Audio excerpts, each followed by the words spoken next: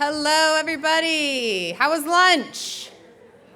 Good. Hopefully you enjoyed yourselves, met some new friends, got a little bit of sunshine too. The sunshine will be sticking around this afternoon for some more breaks in the reception later. I'd like to thank again our Gold and Bronze sponsors for a delicious lunch. And it's now my pleasure to introduce Abby Fiammartino, who will be moderating our next general session. Abby started with the CIA this spring as research program manager for the Menus of Change University Research Collaborative that we lead in partnership with Stanford University. Abby is a multifaceted food and sustainability professional with experience as a health supportive chef, food entrepreneur, senior corporate food manager at LinkedIn, private sector research director at Future Food Institute, and she's also completing her master's degree in sustainability leadership and sustainable food systems. Please join me in welcoming Abby to the stage. Thank you.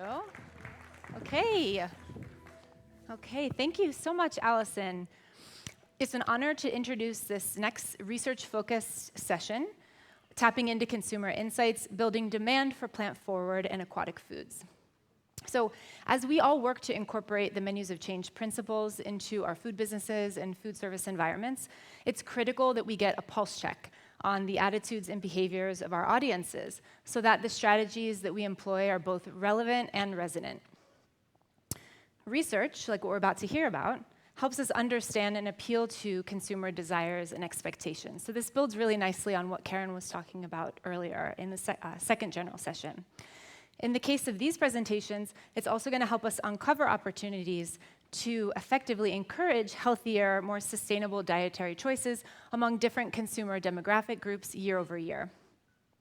Industry trends in consumer research are most valuable when we can apply the findings into clear strategies for success. So this is the now what? Now what do we do? With research, there's often a lot of data to sift through, and this is why we rely on experts to help tell this story behind the numbers and behind all the data inputs. In this session, we're fortunate enough to hear from 3 experts who are going to help us understand the story and nuances of their research in promoting more plant-forward menus and including more aquatic foods as part of a plant-forward menu strategy. And this is an opportunity for us to understand how to meet consumers where they are today and then help nudge them in the direction where we want them to go. So let's begin and dive into this research.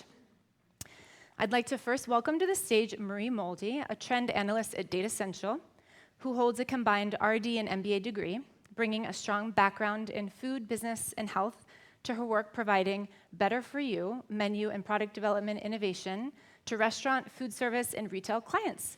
Please join me in welcoming Marie.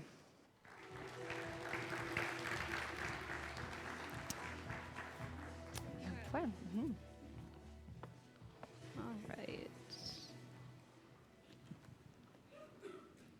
See if I'm clicking in the right place here to advance the slides. Good afternoon, everyone. It is such a pleasure to be here with all of you for this Menus of Change conference.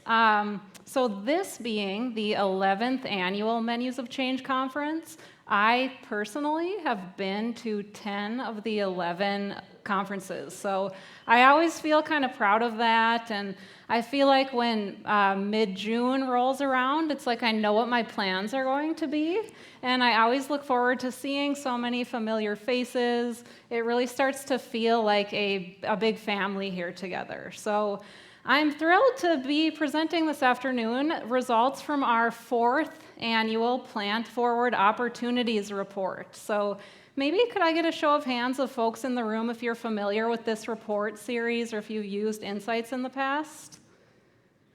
I am glad to see so many hands raised. So for those of you who aren't familiar with this report, certainly I hope that after the session today that you feel invigorated and excited about this research and leverage this free resource in your business. So hot off the press insights here, and starting really just today, this report in its entirety is available on the Menus of Change website and also Datassential's website. So if you'd like to read on after what you hear today, please download it there.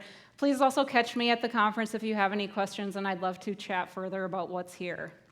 So to begin, let's take a look at what percent of consumers or percent of the population is already really embracing this idea of plant-forward dining. So like Allison has showed us on that beautiful slide so far today, plant-forward is eating in a way that emphasizes and celebrates plant-based foods, but is not limited to plant-based foods. But plant-forward is limiting animal products and animal meats in some way. And if we look at the way that our population is eating today, already, if you add up these green bars here, it's 28% of Americans already embrace this plant-forward way of dining. So if you think about what types of eating already limit meat, so pescatarians, flexitarians, vegan, and vegetarian, together that's almost a third of our population who's already limiting meat in their diet. So when we author the Plant Forward Opportunity Report, we do reference this group of people in a special way. We call them meat limiters. So as you read the report, you can see kind of how they feel about a lot of these topics if you really want to hone in on that group. So it's not a small percent of people who are already limiting meat in their diet in our country. And if we look further into what consumers are limiting meat in their diets, there are three really passionate groups that are kind of leading this effort. So it's women, Gen Z consumers, and also, and this may be surprising, is boomer consumers are actually more likely to be plant-forward or meat-limiting eaters. So according to our survey, boomers are actually the most likely demographic to identify as being flexitarian diners. Boomers are very unlikely to identify as vegans, so Gen Z very much leads the vegan way of eating. I think it's 5% of Gen Z are vegans, only 1% of boomers are vegans, but there's a passionate group of boomer consumers who do identify as a flexitarian style of eater. So seeing those three groups as really folks who are leading these efforts in meat limiting in their diets today, we also find that over half of our population are at least open to the idea of plant-forward dining. So that's really important. That's kind of like clearing that first hurdle, that people aren't totally opposed to this, but over half of our population is open to this. They sort of welcome learning more about it and thinking about and approaching this style of eating. And it's even more true when we think about millennials, students, and foodie consumers. So foodies are those consumers who are really self-identify as being excited about food trends and following food trends and that kind of thing. And when I reference students in this presentation and also in the broader report, that means college students. So students who are enrolled in college in at least a part-time or a full-time basis. All right, so over the years when we've done this report, we always want to find out what is the driving factor, like what is really pushing consumers toward making plant-forward choices. Is it health? Is it the environment? Is it moral reasons like animal welfare? We've always found, and I've been at Datassential for 7 years now, I've done a lot of health-related surveys and plant-based eating-focused surveys. We always find that health is that number one driver for consumers. What we find more broadly in research is that it's oftentimes that element that impacts you most directly that's the driving factor for you. So our health is very critical, it's very important to all of us, and that is the driving factor that's pushing people toward plant-forward way of eating. According to our survey this year, the number 2 and number 3 factors pushing people toward this lifestyle is saving money, maybe saving money because you're buying plant-based foods, you're saving on not buying animal-based products, and then also helping the environment. But together, those number 2 and number 3 driving factors only add up to half as many consumers who say health is their driving factor. So health is a really important consideration here. It really is that number one thing pushing people toward this lifestyle. In this year's survey, we really wanted to help folks in the room and the broader industry to really understand what is the willingness to pay for plant-forward? Like, are consumers willing to pay more for plant-forward foods? What does that look like? How does it differ by category? And in the report, there are many more categories than are displayed up here right now. But what I wanted to do here is display, so for this first chart on top, we're talking about meat analogs that mimic animal products, or plant-based analogs that mimic animal products. So like a Impossible Burger or Beyond Burger would fit in that category. And then the second bar chart is whole food plant-based entrees, so something made of lentil or chickpeas, for example. And what we've asked is, are you willing to, or is your expectation that these plant-based products should cost less, cost the same, or cost more than their animal-based counterparts? And what I did and why I picked these two categories is it's the highest amount of people saying they should cost more, down to the lowest amount of people who say they should cost more. That most people think those plant-based analogs are the most likely category that should cost more than the animal-based counterpart. But that being said, 29% of consumers think whole food plant-based entrees made of lentils or chickpeas should also cost more than the animal-based counterpart.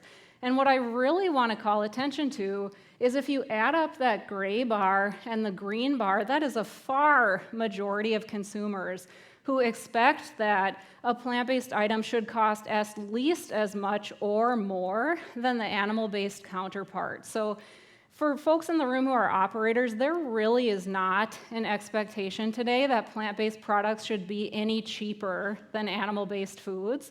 It's really consumers' belief. They're seeing the value there, they expect, and again, I want to enhance or drill home that I'm talking about expectations with this data here, but they expect it to cost the same or more when they make these food choices today. And going one layer deeper there, looking at plant-based price expectations by category of the menu, so thinking about beverages or desserts or a lunch or a dinner plant-based option, consumers, again, expect that they should cost the same or more than the animal-based counterpart. So again, there's not this feeling like they should cost any less because they're made of plant-based foods. This expectation is that they should cost more.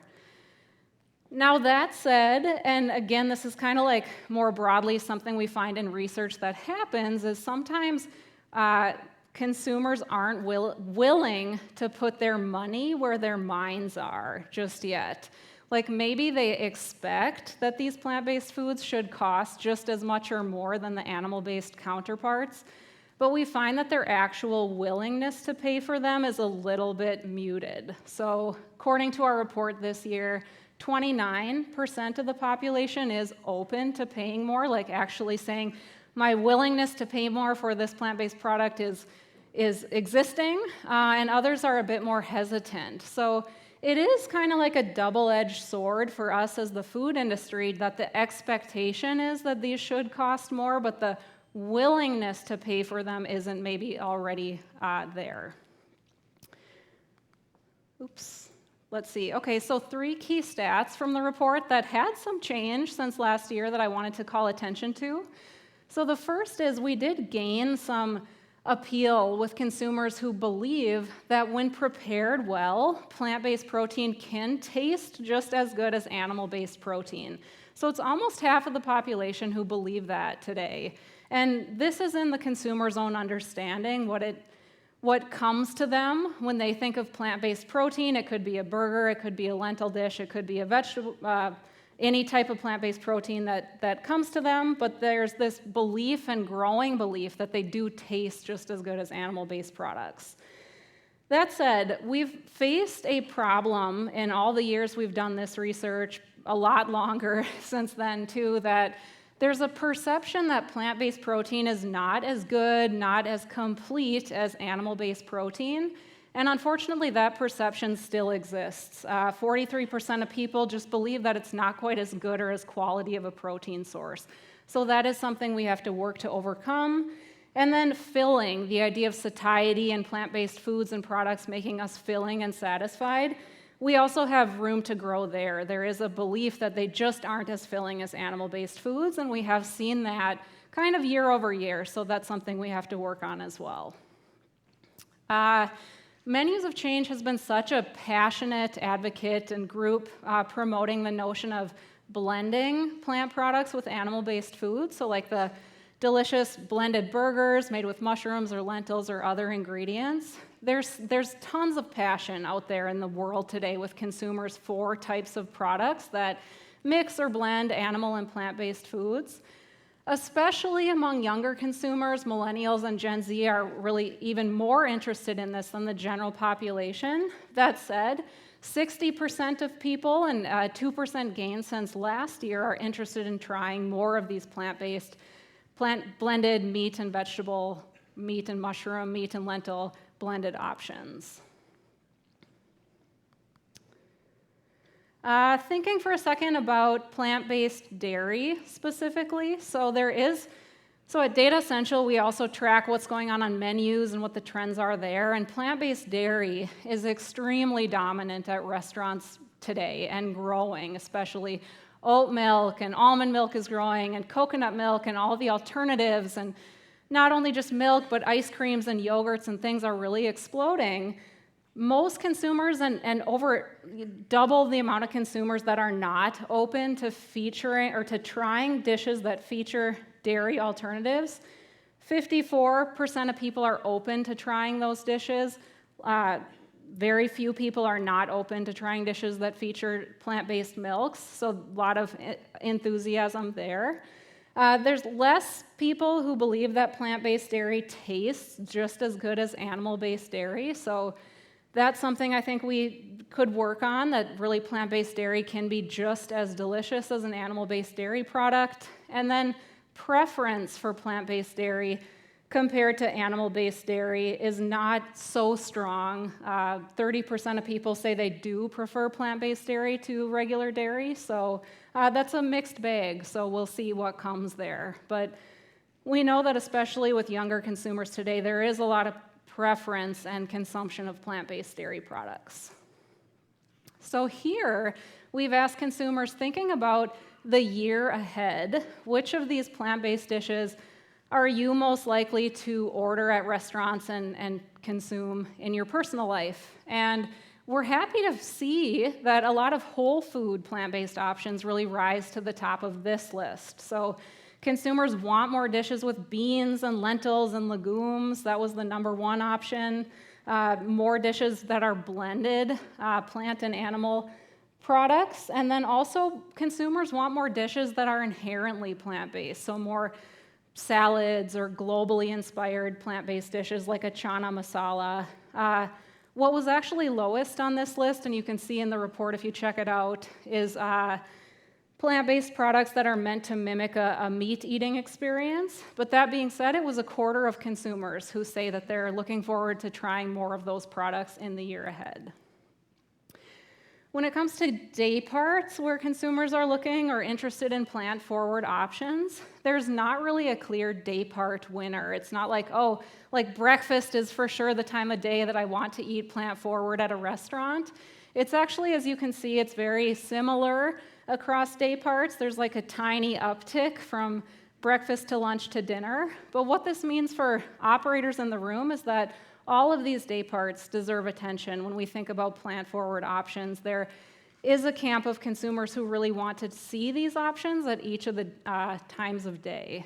There are also consumers, you can see these percentages aren't too high. We are dealing with a crop of consumers who aren't feeling like they want to see more plant-forward options across these day parts. So that's a charge to us in the room, especially the chefs in the room, I think, is to develop more delicious plant-forward options and offer them throughout the day to get more people on this bandwagon and wanting to see more of these. What is key to reducing trial for consumers when it comes to plant-forward? So the biggest thing that we need to do is to leverage already well-loved and familiar flavors and formats for consumers. So you can see that's the #1 thing here. They say, if a plant-forward dish uses flavors I already love or if it's a plant-forward dish of a dish that I already love, then I'm more likely to try it because there's less risk there. It's like I know I already love a enchilada. If it's plant-forward, then yeah, let's try it because that's already a favorite item of mine. And also sampling came up high in our research this year, and that was especially true actually for older consumers. So I have a hypothesis, maybe that's because younger consumers are quite familiar with plant-forward options. They're growing up with it. They're certainly having it at their college experience these days. Older consumers say, maybe they're not quite as sure it's going to taste good for them. So this notion of being able to offer samples is something that might help encourage boomer and older consumers into trying a plant-forward item. So what are the barriers to plant-forward adoption? So I won't belabor this point because I know all of us in the room, we've heard this a lot, is that taste is the number one barrier to trying these dishes. We know that taste is king. We hear this a lot. It's very important. These items have to be tasty. The other barriers are that people are afraid they're going to pay too much for plant-based ingredients, and also that they're not going to get enough protein. So protein remains something really critical that consumers today really look for. Like they need to feel like they're going to be satisfied by their food choices, and as much as we can tout the protein benefit or the protein content, that's only to our benefit. And I think, and the scientists in the room can help us understand this more, it's most likely most people are already eating probably more protein than they need, but still as a society, we really look for those protein call-outs. So mentioning that where we can with plant-forward dishes is going to help us. And really, when we look at these top three barriers, they provide a roadmap for us for corrective fixes we can make to help advance plant-forward. So we have to address the taste, we have to show what's there, not highlight what's not there, to show the value to consumers, and also show them that they are getting enough protein with their plant-forward choices. So taste being the biggest concern, I mentioned I don't want to talk too much about it, but I think it really is worth reinforcing this year because as you've seen as I've gone through these slides, we didn't see a ton of percent change year over year compared to last year's study. Maybe we saw a 2%, a 3%, a 5% difference sometimes. But when it comes to the taste and this notion people have that they're not going to be satisfied with the taste of a plant-forward choice, we saw a 15% increase in that just since last year. So we really have a charge from consumers that we really need to prove to them that these plant-forward dishes are going to taste great. It's too bad not every consumer can come to this conference and try the amazing plant-forward options like we just had for lunch, but we have to do what we can to help really assure people that these plant-forward choices are going to taste great. And then lastly, when we think about those key concerns, older consumers, and I think I mentioned this before, so especially that boomer demographic, they are especially worried about this taste concern. So we really have to prove to them especially that plant-forward does taste great. And when we look at younger consumers, what the main barrier is for them is not getting enough energy, that idea of not feeling satiety or not having enough satisfaction from a plant-forward choice. So it does differ by demographic. So make sure the taste is there for everyone, especially for today's older consumers. And then for younger consumers, make sure you're highlighting the protein content and showing them that it is a filling choice that's going to provide them with the energy they need to power their day. So that is all I have today. I thank you for your attention, and I really hope that you feel inspired to check out this full report, which is available starting now on the website. So thank you very much for your attention.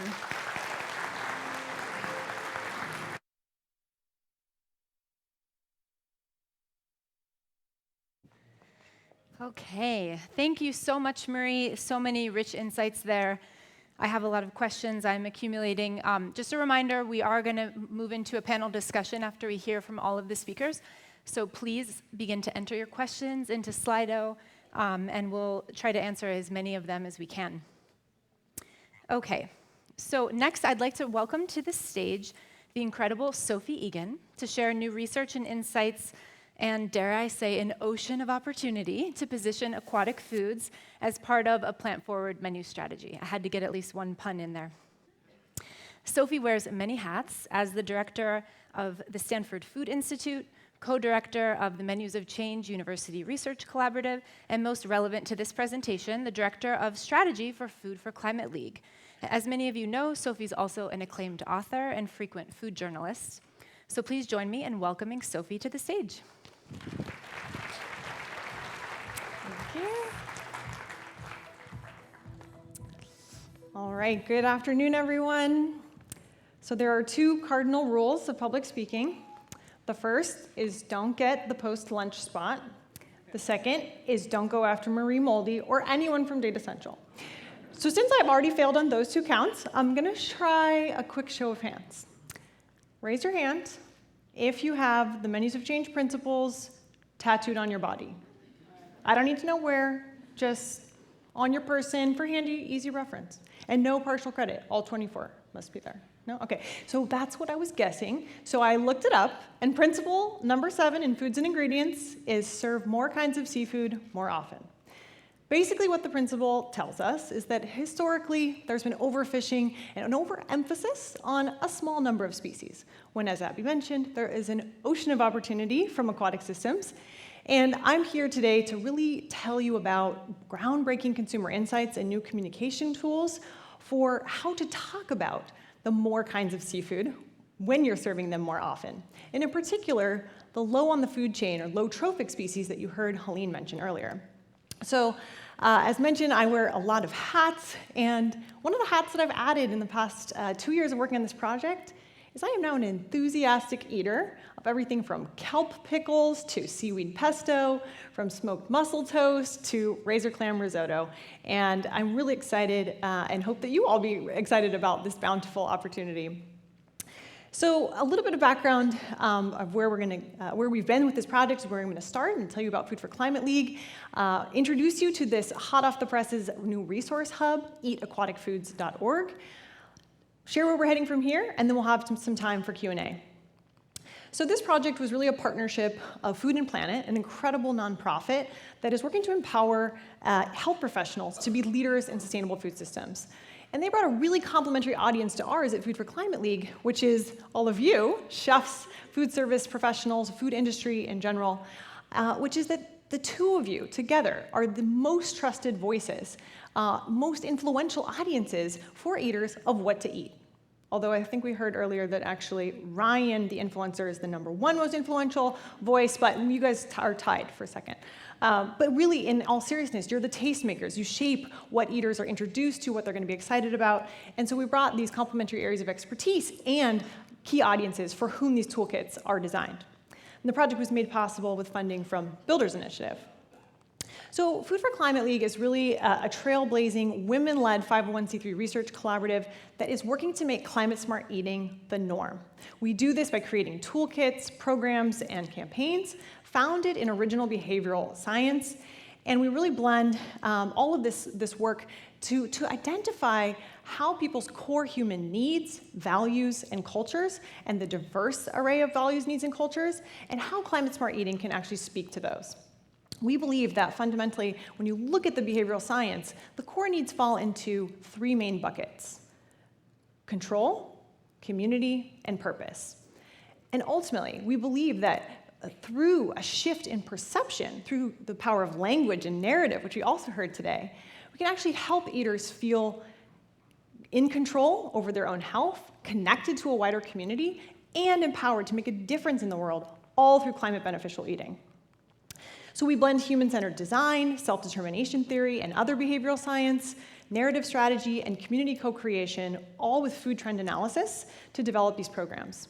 And positioned correctly, it's really clear that climate-beneficial eating can actually go beyond just educating, throwing stats, as we heard before, not the doom and gloom message, but rather invite in eaters as stakeholders, as co-creators of this food future, and illustrate how sustainable foods are not just niche, not just for the whole food shoppers, the elite and so on, but are actually something that all of our diverse heritages, traditions, cuisines, flavors, and preferences can really be spoken to through climate-smart foods that also happen to be good for us. So we've cultivated a robust ecosystem of sponsors and funders, research partners, advisors, and board members, many of whom are here today. This project was backed by an absolutely all-star, ultra-expert team that I'm proud to have worked with. And our North Star was really to develop evidence-based narratives and nutrition guidance to drive demand specifically for bivalves and sea vegetables. So two of the big questions that we get with this project are, why those specific types of aquatic foods, and why now? So on the why now, people have been working on sustainable seafood for a very long time. We are not the first, we will hopefully not be the last, and in many ways it feels like even the term aquatic foods, but how is that different from seafood, for example? I'll give you a quick nomenclature breakdown in just a second. But the why now in part was backed by the landmark Blue Food Assessment that was released not long ago. Hopefully some of you have heard of it. And it really was this incredible call to action to many of us in the food service community. And it said, hey, foods from aquatic systems can actually optimize nutrition, stay within planetary boundaries. They're ultra on trend is the part that we bring to it, but also saying they are incredibly important for, as Helene mentioned, supporting equitable livelihoods all around the world. So you have this incredible trifecta and more win-win-win-win-wins, and yet they remain underconsumed. And that's kind of part of the why now. So seafood in general is underconsumed compared to the dietary guidelines, but we know that not all seafood is created equal. That's the more kinds part. The need to really diversify our diets in general from both terrestrial and aquatic systems.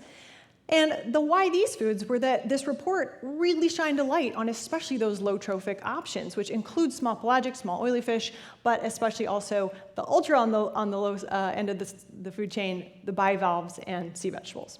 So I'm a communications person. Let's talk vocab.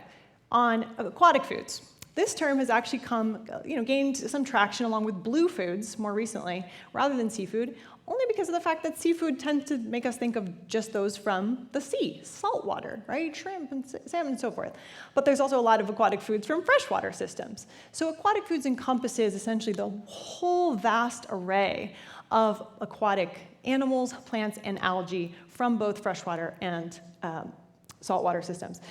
And the other interesting point on bivalves is this is not a term that I suggest leading with. People don't really know what a bivalve is. It's essentially a type of mollusk, which is a type of shellfish, different from crustacean, very important. And there's estimated to be over 9,000 different species of bivalves. So broadly, you can group them into kind of clams, mussels, oysters, scallops. There's some others, but those are the more widely known ones. In our project, we really focused on cooked forms, as well as specifically clams and mussels, because they tend to be more affordable and widely accessible, especially for US consumers, in forms like frozen and canned and so forth. On sea vegetables, we use the term sea vegetables mostly instead of seaweeds because of two reasons. One, we actually did consumer testing, real-world testing, that found that of all the different terms, sea plants, sea greens, sea vegetables, including seaweeds, sea vegetables was the preferred term that really helped people start to think of these foods like land-based vegetables and cued automatically their real health and environmental impacts, which the Blue Food Assessment had pointed to, as I mentioned, among other documents in scientific literature. But they also, there are estimated to be 11,000 plus species of seaweeds, and not all of them are edible. So sea vegetables also cues. We're talking about the versions that are for human consumption. So, against this backdrop, we saw that there's this tremendous opportunity, this huge potential, but so many of our stakeholders also in the environment, nutrition and health professionals, culinary and food professionals, didn't seem like they had the know-how of how do I menu these options, how do I talk about these options, how do I describe them and promote them with confidence. So our goal was really to serve that diverse ecosystem of organizations already in one way trying to drive demand. It's important to note that already these are everyday foods for many eaters, and that farming and harvesting the seas while restoring local ecosystems is by no means a new practice, right? Indigenous communities around the world have been doing so for thousands of years.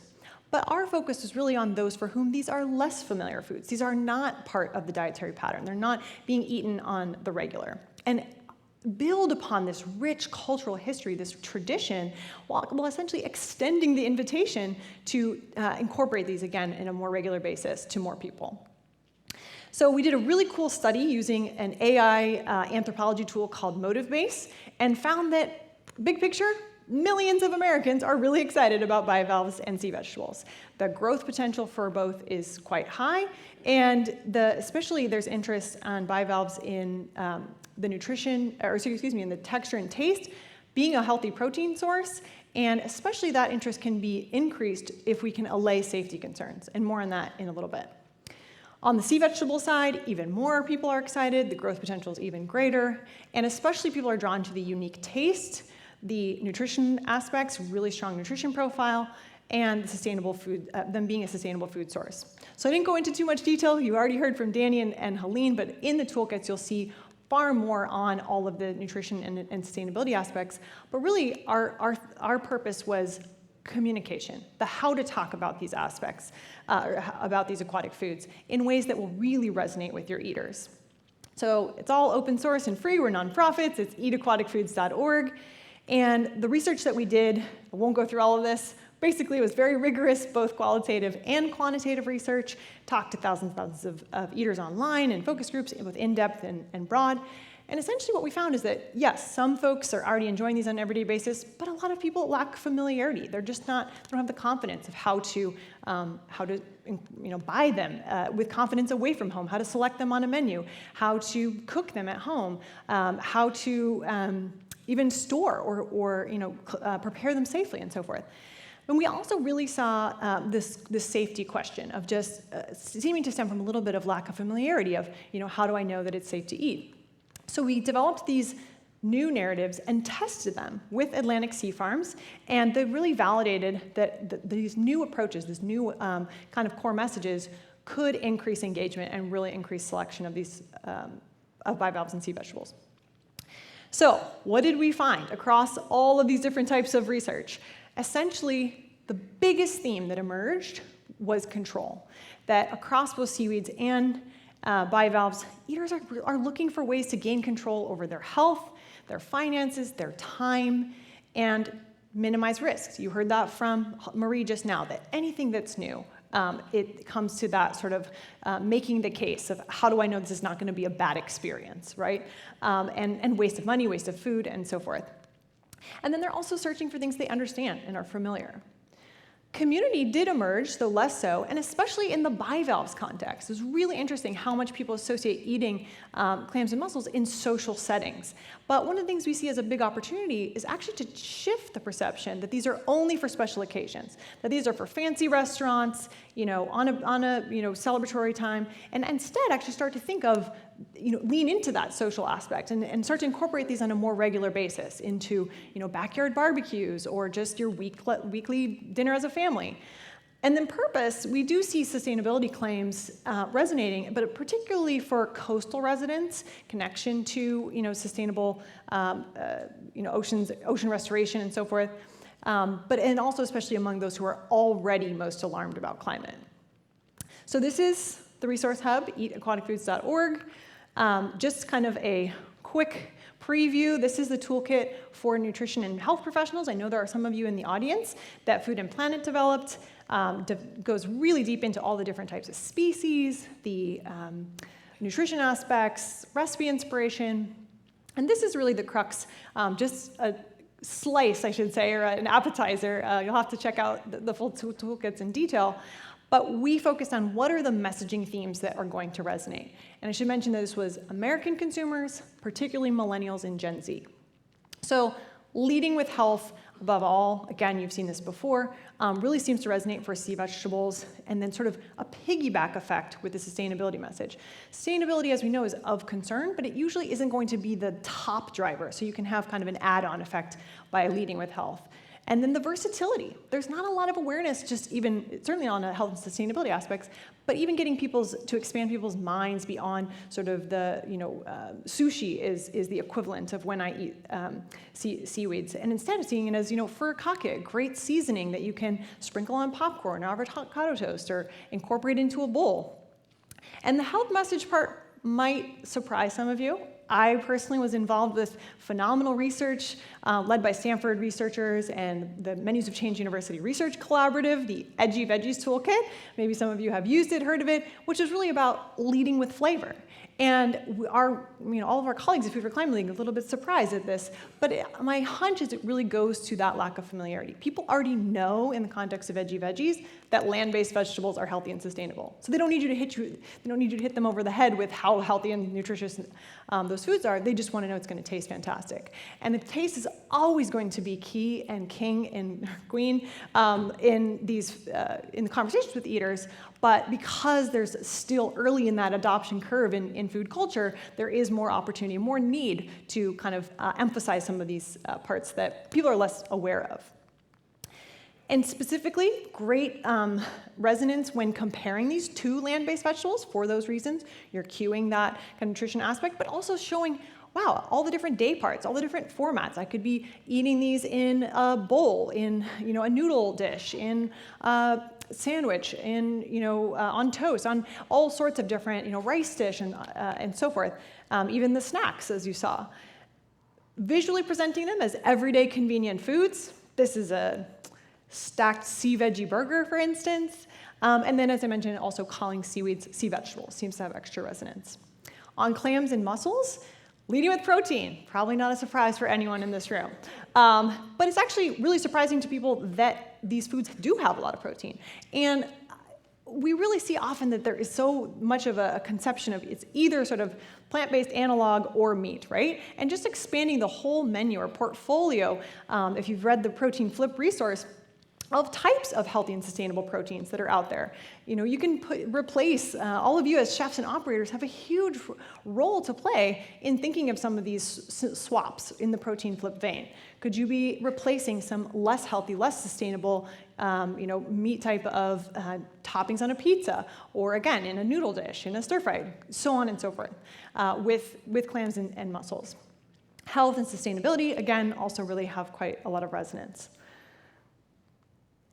And then, not surprisingly, comparing these to land-based animals really goes a long way, and especially when paired with the protein message. So it's surprising and quite compelling to a lot of people when you tell folks, hey, did you know that a serving of cooked clams or mussels actually has the same amount of protein as a serving of beef?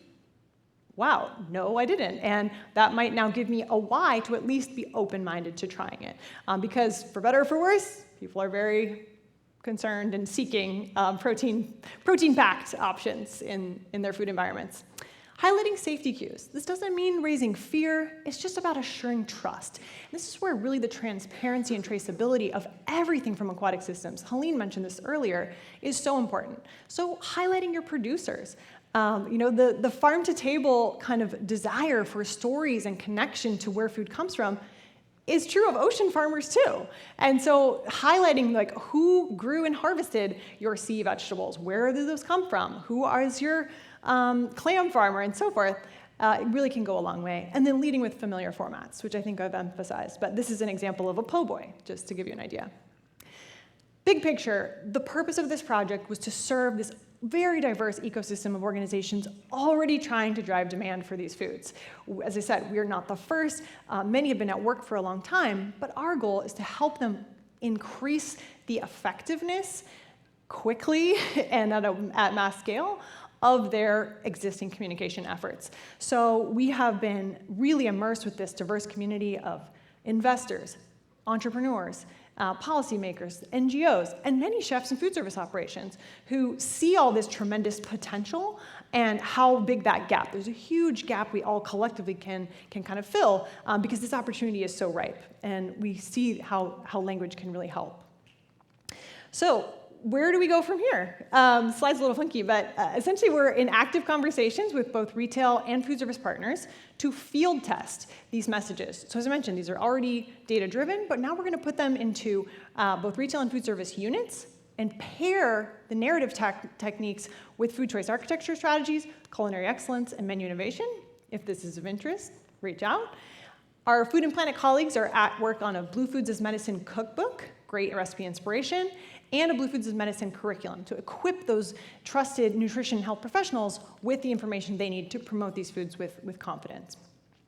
And then lastly, my Food and Planet colleague Chris Filiano and I actually just finished leading 2 national farmer-led roundtables with ocean farmers from all over the world, or all over the country, excuse me, from Maine and Maryland, Mississippi, Alaska, Washington State, Hawaii, California, and really wanted to hear and raise up their collective voice about what is the data they need to speak about their products with confidence. Because that trust, that safety question, a lot of it comes from just lack of data. If you look, it's really hard to find good nutrition data about these products, or about these foods in different species. And they vary by species, they vary by waters, they vary by location, by time of year. And so being able to enable these brands to speak in an evidence-based way about their place-based, brand-specific products is really important. And that's what we're taking that work next. So in closing, I just want to emphasize that all too often, aquatic foods are simply left out of the conversation about shifting diets to optimize human and environmental health, and not even on the agenda, right? So above all, just keep them in mind. But importantly, hopefully you take away 2 things, which are the power of language and narrative to be a catalyst for closing this gap, for kind of embracing this huge opportunity. And also hope you feel as inspired as we do by the scientific imperatives, the consumer trend projections, and the endless delicious possibilities just below our shorelines. Thank you so much.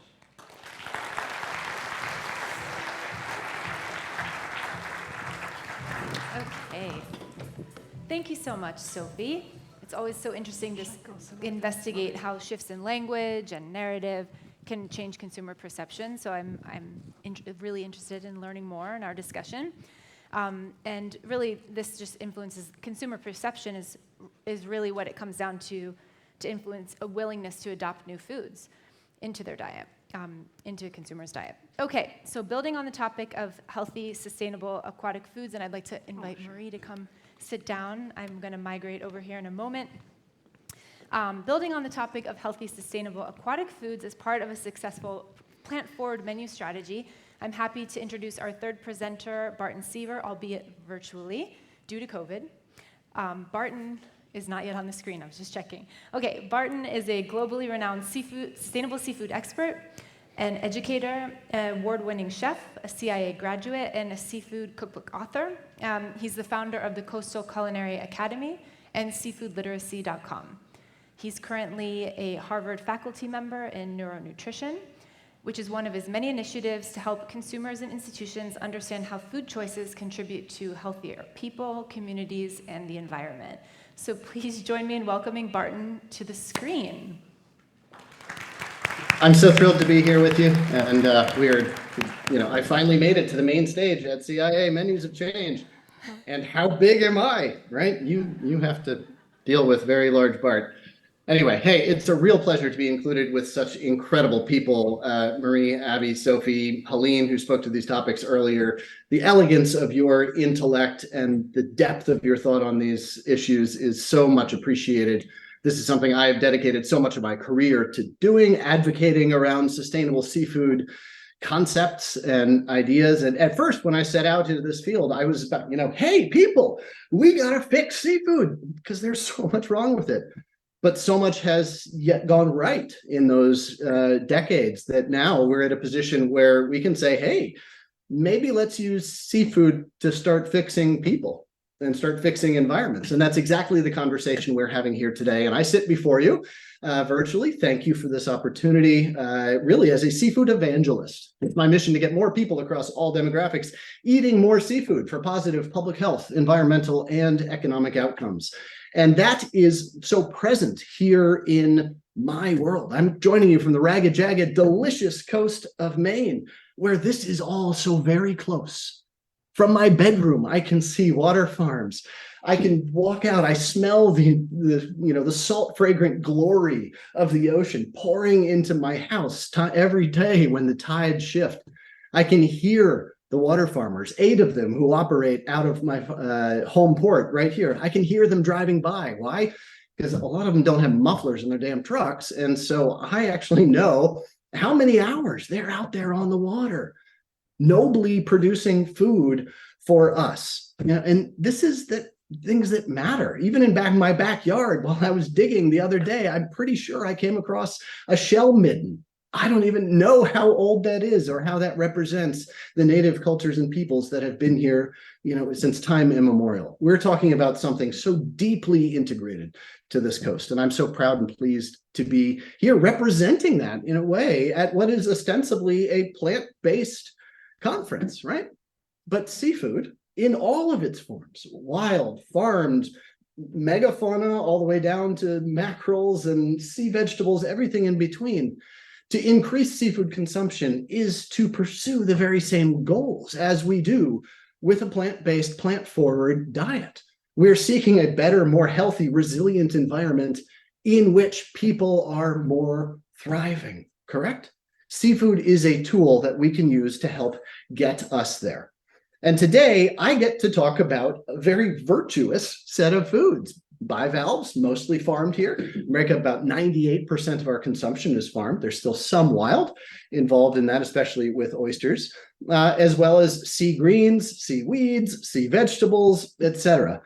And what's important about this is as we ask ourselves the very humbling and moral question of how are we going to feed people on this planet as our population grows, as we come against resource limits. Well, a great answer might be to look to the 99% of livable space on this planet that is underwater. And this represents such a new opportunity to not only participate in our traditions and the heritage that goes back to the very sort of evolution of our species, but also to innovate, both in wild fisheries and in farming, ways to sustainably help people to thrive. Now, with bivalves, as a culinarian, just to speak about it, forwardly, well, the first thing we come up against is the barrier of, the barrier, right? These things literally come to us inside of a rock. Well, that is a barrier. And if you want to hear more about some tips and techniques, tricks, and sort of narrative opportunities to get around that as chefs, join us a little bit later at the breakout session where myself and Gerard Viverito, as well as Helene and Sophie, will be talking more about this. With sea green, sea veg, the barrier there is familiarity and the lack of it.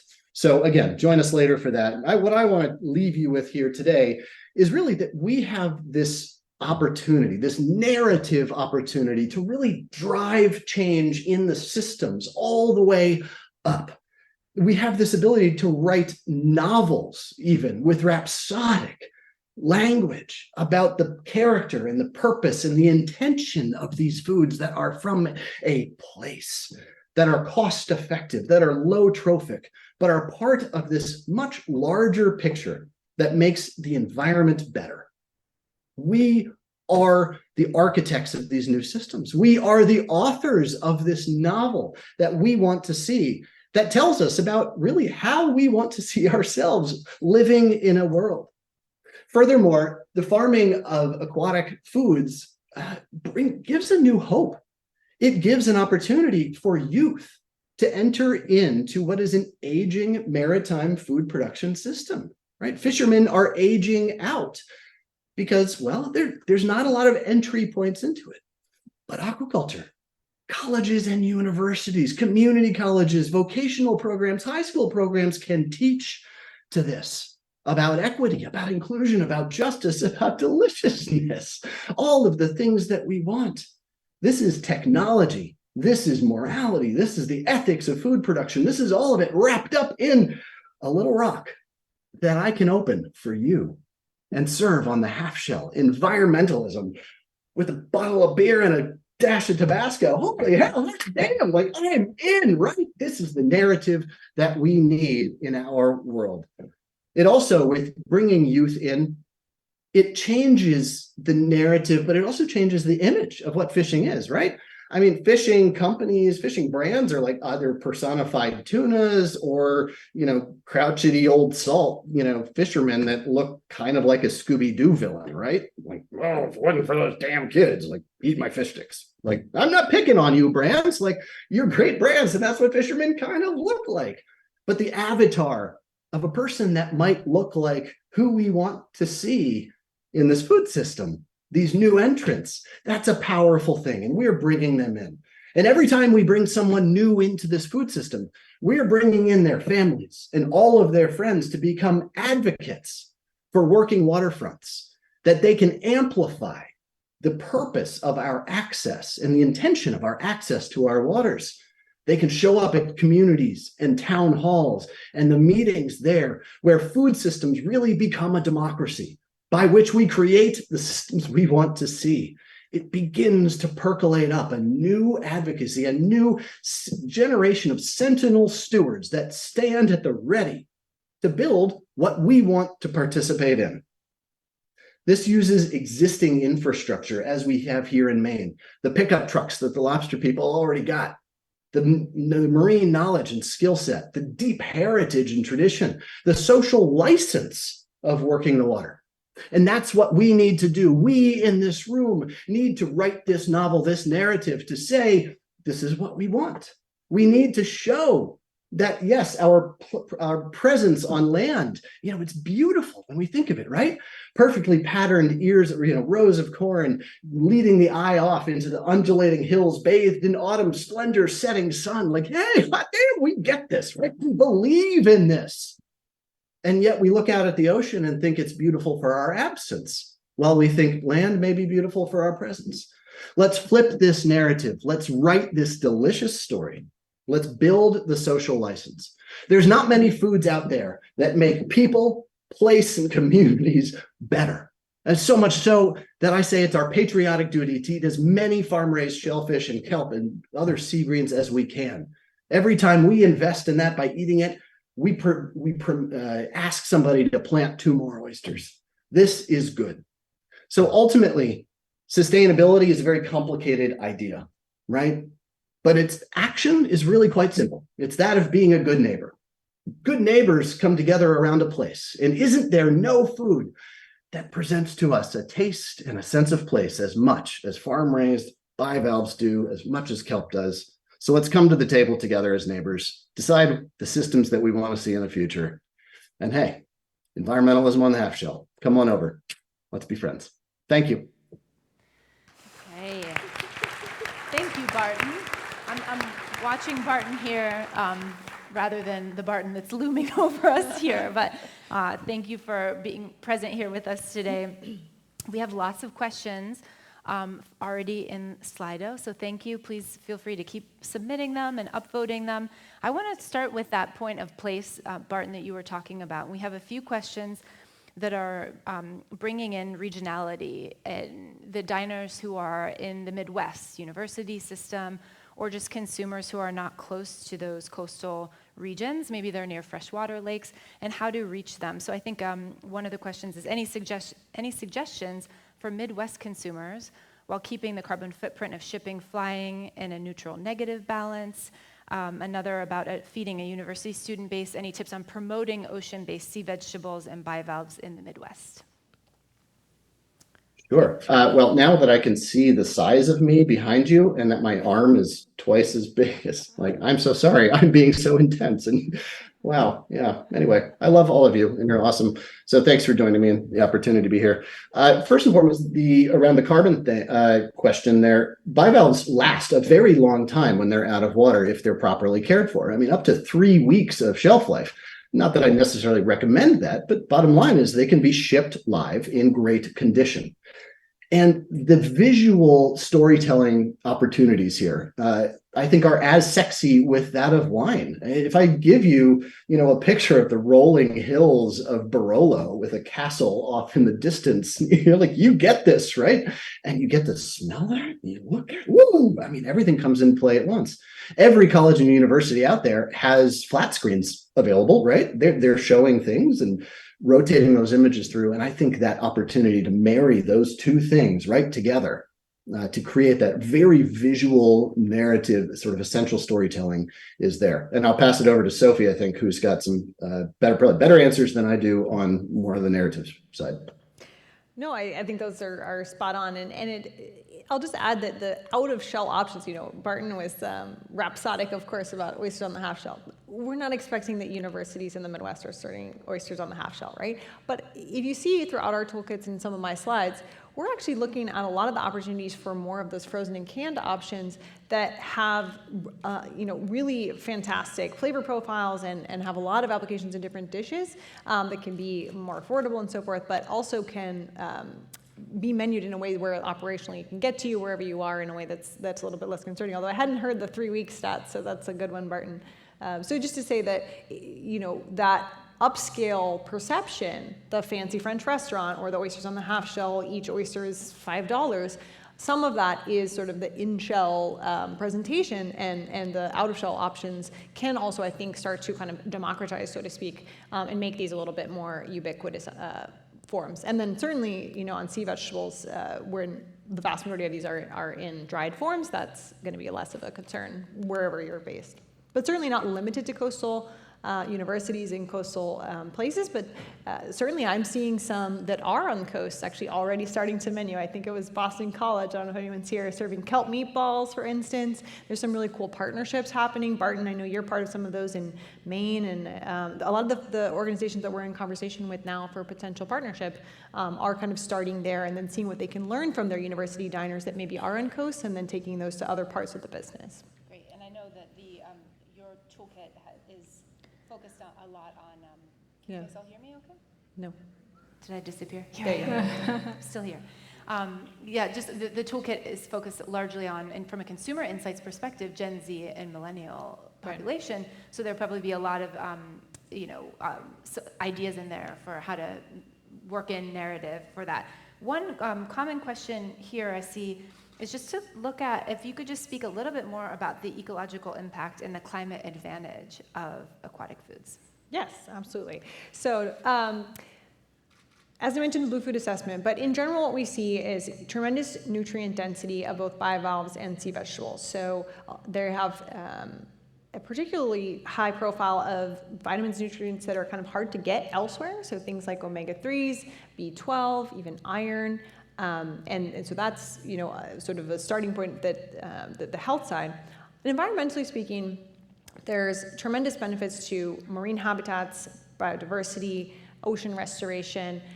If you look at these charts, it's just one after the next: lowest greenhouse gas emissions, lowest nitrogen and phosphorus pollution, freshwater and land use, basically zilch, right? No fertilizer use, and so on and so forth. And so kind of depending which environmental indicator you look at, paired then on seaweed, there is the potential to sequester carbon.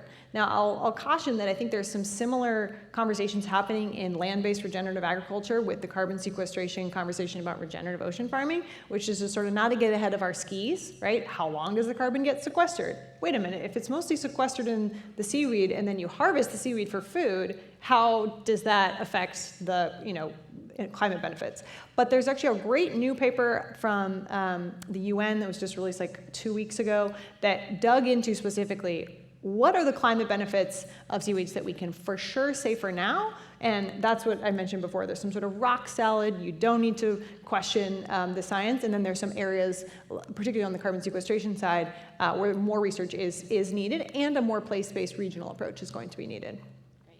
And just building on that, one more seafood question here is, what about the effect of water quality on bivalve safety, or maybe even seafood, cultivated seafood? And either Sophie or Barton.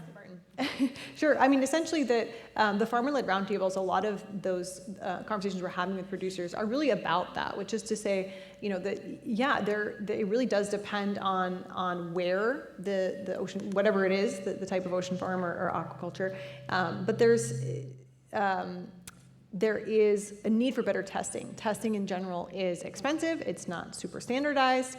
And so there's kind of this dual opportunity. One is to kind of just enable producers to do that more regular type of testing of their own sites, but then also on the nitrogen and environmental impacts to be able to really promote, how much carbon is actually being sequestered in my specific, waters and so forth. So again, it kind of cuts both ways. But curious what Barton would add to that on the water quality. Yeah, if I could, look, this is your seafood overlord speaking. Sorry. I think, Sophie, you gave a great answer to that. I would only add to this that increasing the presence of farmers on the water, I think, is a very good thing. As I used the word sentinel stewards earlier. We're creating a commercial lobby whose entire product is based on water quality.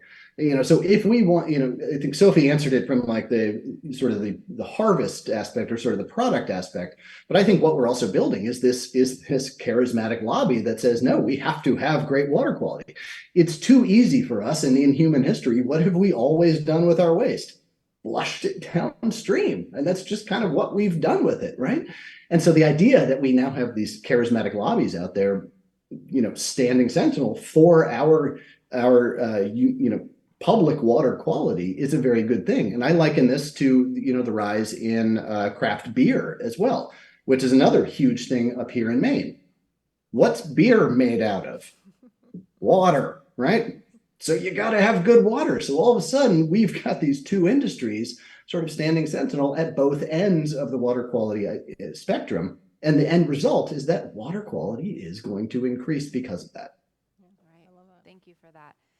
Okay, I'm going to ask one question, or a combined question to Marie. We'll pass it back to Plant Forward Opportunity, which is, hold on, let me make sure I'm looking at the right one.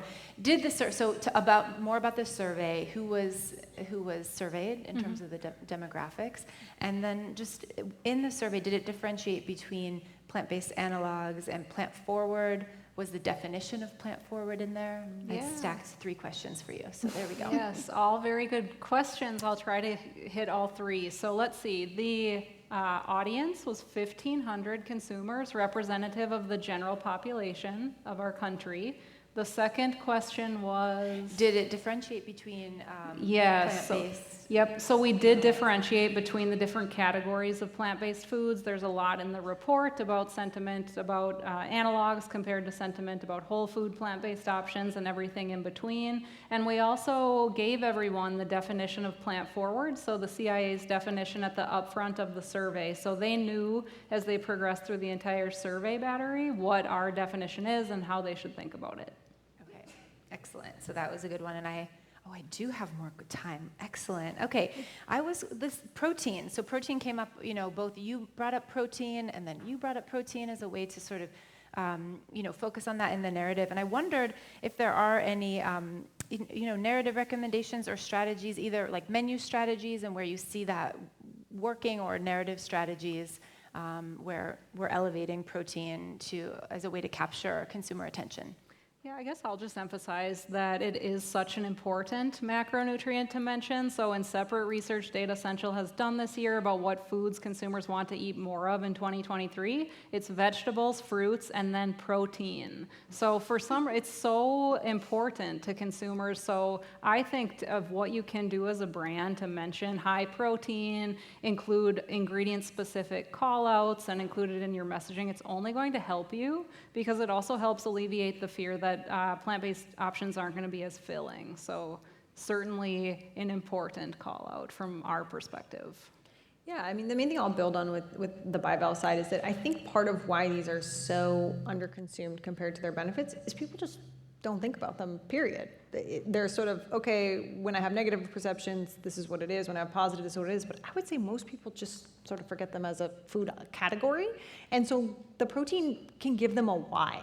It can be for all the reasons you said, when trying a new food, period, in a dining hall, in a lunch cafe option, whatever it is, out for dinner, I know I'm going to need to be full. I'm going to want to feel good afterward. And so I'm looking for, above all, kind of that satiety cue, especially at lunchtime, right? And so it's sort of the why bother hook, and then this world of other things that can be brought in, whether it's a great flavor, great application, the versatility, the health and sustainability, and so on. So maybe leading with that protein element may also address some of the consumer concerns about plant-forward being not as filling, especially among younger consumers. There was a sub-question, maybe you can touch on really quickly here, that around, was there a certain consumer demographic that preferred meat analogs over whole food plant-based proteins in your recollection? Gosh, I honestly, I don't know if I can speak to that. If it is there, it will be in the report. So I would encourage you to take a look at the full report, and I'll do what I can to check it out myself and see if I can't answer that at the break, maybe upcoming. Okay, great. And we have so many other questions related to seafoods. I hope many of you are going to be attending the breakout session. We'll continue the discussion and talk about strategies, operational strategies to include more aquatic foods on your menus. So I think without further ado, we'll just thank the wonderful panelists here. Thank you, Barton, for being here. Thank you, Murray and Sophie. And okay, we're going to come off the stage. Okay. All right.